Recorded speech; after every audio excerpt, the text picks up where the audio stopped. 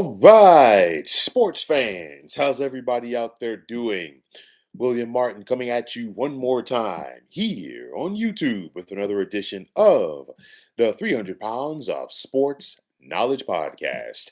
It is that time of the week, folks. My weekly picks in the world of college football. And we've got several key games this weekend between ranked teams as October's almost over, and you know what? We're inching a little bit closer week by week to the college football playoff. But nonetheless, I want to get things started off in the SEC on Saturday as you have 8th ranked Ole Miss traveling to Norman to take on 13th ranked Oklahoma. And for the Rebels, let's see how they respond after they suffered their first loss of the season. Had to go to Athens last week. Not an easy place to go to take on a very good Georgia team. And of course, the Rebels came up short. So when you think about this Ole Miss offense, it starts with quarterback Trinidad Chambliss and, of course, wide receiver Harrison Wallace. How are they going to deal with the environment at Oklahoma? TJ Dottery at linebacker, can he find a way to get to and disrupt John Mateer and try to force him into some turnovers in this one?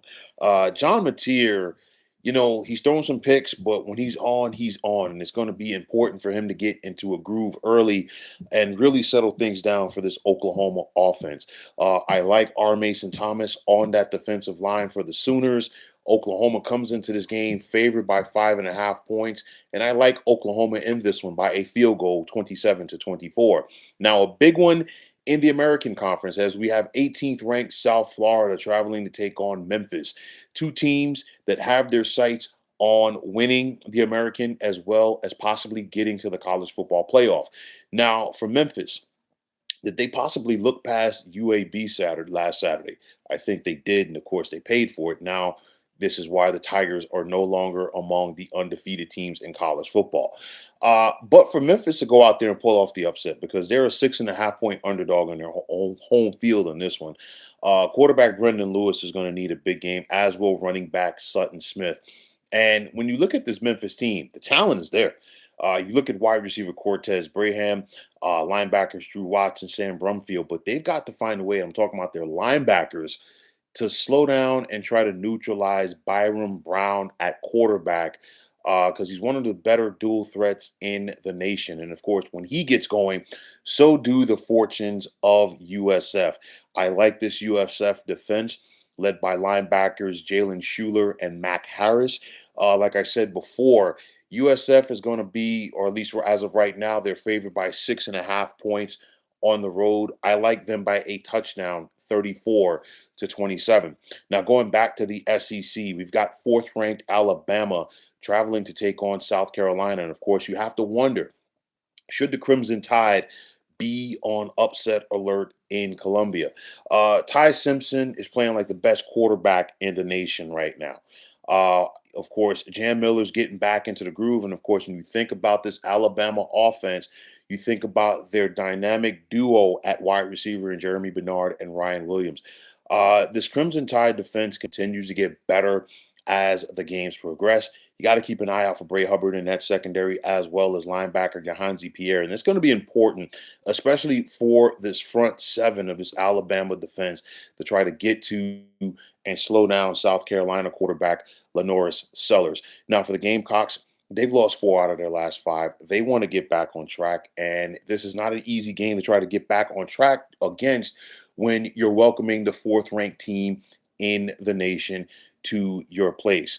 For South Carolina to go out there and win this game, because they're a heavy underdog at home, they need to go out there and play big. I think they need to start fast. They need to keep the crowd into the game, which is going to be easier said than done.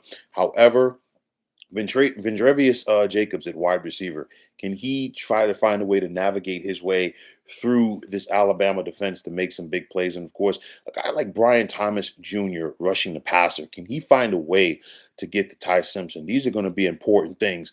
Like I said, South Carolina is going to have to play the perfect game. I don't think they'll be up for it. And I like Alabama in this one, 37-20. Now, staying in the SEC, we've got a battle of ranked teams. You've got 15th ranked Missouri traveling to take on 10th ranked Vanderbilt. Yes, Vanderbilt is in the top 10, and yes, Vanderbilt is real. Okay. The Commodores come into this game favored by 2.5 points at home, and you've got a pair of teams right here that have a loss on their resume in the SEC. And of course, they are looking to stay in that SEC championship chase. Bo Prabula going on the road as Missouri's quarterback. Is he going to be up for the challenge? This talent for this Eli Drinkwitz offense, which includes wide receiver Kevin Coleman, as well as running back Ahmad Hardy. Defensive end Damon Wilson.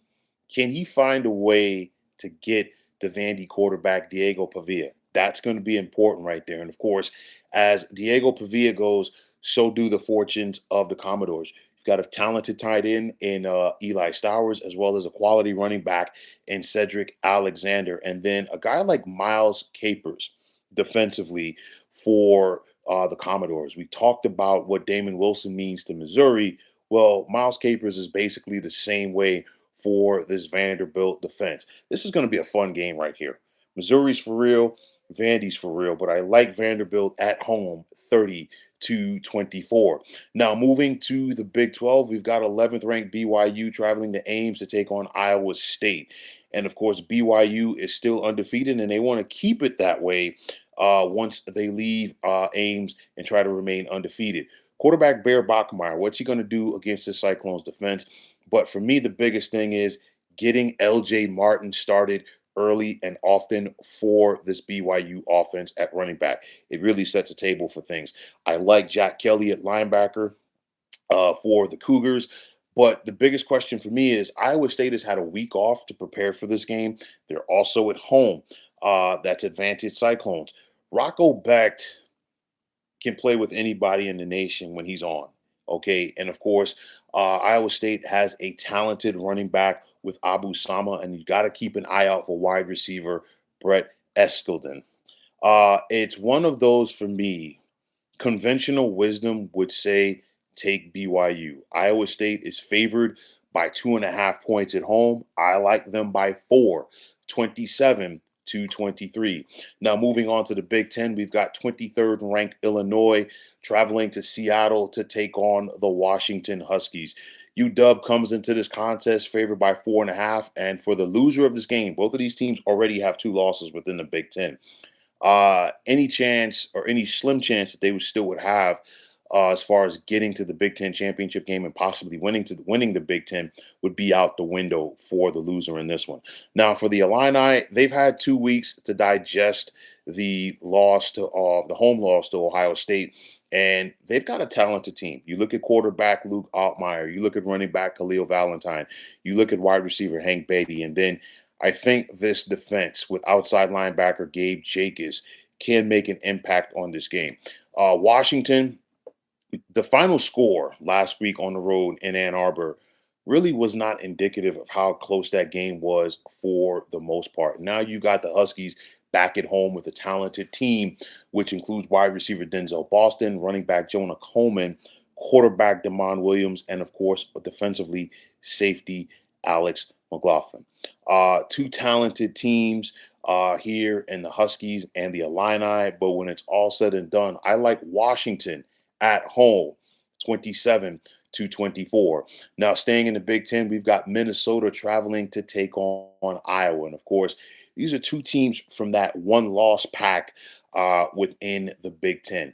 I look at this game and I think it's going to come down to the defenses. You've got two good defenses here. When you think about Iowa, you think about their defense. It's always just been an issue with them trying to score the football. I like this Minnesota defense with Devin Williams at linebacker, as well as Anthony Smith on that defensive line, as well as John Nestor in the secondary. Max Llewellyn for this Iowa team on the D line can definitely make an impact. This is one of those games. The over under is 39.5. I think the first team to 20 wins. I like the Hawkeyes at home, 24-20. Now in the Mountain West, we've got San Diego State set to clash with Fresno State. And of course, they're going to remain rivals. Why? Because both of them are leaving the Mountain West and heading to the new Pac 12 next year. So both of them are looking to win this conference on their way out the door. San Diego State has been a very improved team this year. It starts with quarterback Jake Denegal. You look at running back Lucky Sutton as well as wide receiver Jordan Napier.